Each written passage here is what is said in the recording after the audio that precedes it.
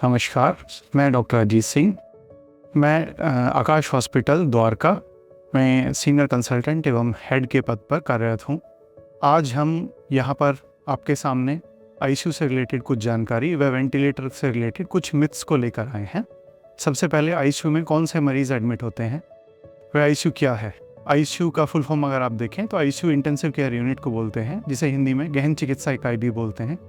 यहाँ पर जो सीरियस मरीज़ होते हैं, जिन्हें 24 घंटे मॉनिटरिंग एवं ट्रीटमेंट की आवश्यकता होती है, वही इस आईसीयू में एडमिट होते हैं। इन मरीज़ों को मल्टीपल ऑर्गन इन्वॉल्वमेंट होता है, मतलब कि उनके कई अंग इन्वॉल्व होते हैं, तो ऐसे में उन्हें ऑर्गन सपोर्ट्स की ज़रूरत पड़ती है।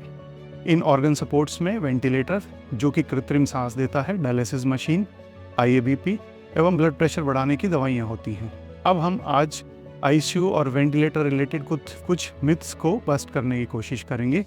पेशेंट के अटेंडेंट्स के बीच में जो आपकी कुछ गलतफहमियां होती हैं, कुछ मिथ्स होती हैं, हम उन्हें आज दूर करने की कोशिश करेंगे।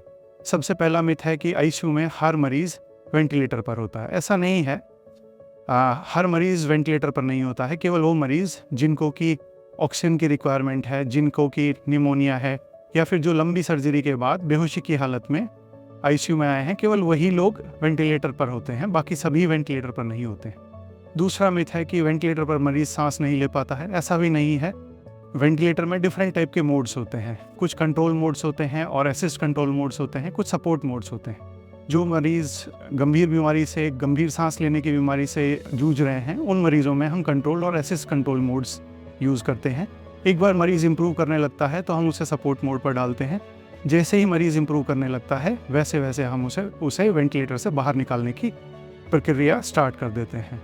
तीसरी एक जानकारी है, रेदर देन मिथ, कि मरीज़ को वेंटिलेटर पर दर्द होता है। ये सही है, कुछ हद तक ये सही है। इसी वजह से हम पेशेंट को सिडेशन देते हैं, मतलब निश्चेतना देते हैं। पेशेंट थोड़ा सा सिडेटेड रहता है और जैसे जैसे पेशेंट वेंटिलेटर से बाहर आने लगता है, वैसे वैसे हम सिडेशन को बंद कर देते हैं और पेशेंट को वेंटिलेटर से बाहर निकालने की प्रक्रिया स्टार्ट कर देते हैं। चौथा मिथ है कि जो भी पेशेंट वेंटिलेटर पर जाते हैं वो वेंटिलेटर से बाहर नहीं आते। ऐसा नहीं है। वेंटिलेटर केवल एक सपोर्ट है। जैसे मैंने बताया, डायलिसिस एक सपोर्ट है, आईएबीपी एक सपोर्ट है, ऐसे ही वेंटिलेटर एक सपोर्ट है जो आपको कृत्रिम सांस देता है। तो अगर आपकी बीमारी जिसकी वजह से आप वेंटिलेटर पर गए हैं वो ठीक होती है, तो पेशेंट वेंटिलेटर से बाहर आ जाएगा। एक आईसीयू रिलेटेड मिथ है कि मरीज़ को और उसके रिश्तेदारों को मिलने नहीं दिया जाता है। ऐसा नहीं है।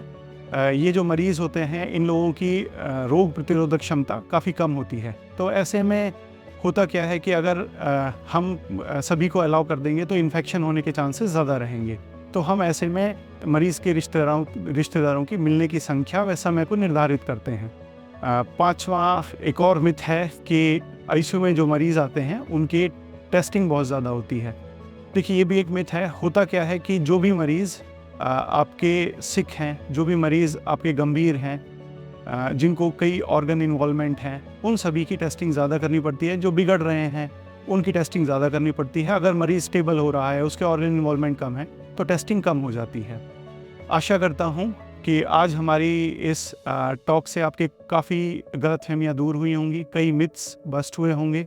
अगर आपको अभी भी कुछ डाउट्स हैं तो आप मुझे और मेरी टीम को आकाश हेल्थ केयर में आकर हमारा परामर्श ले सकते हैं। धन्यवाद।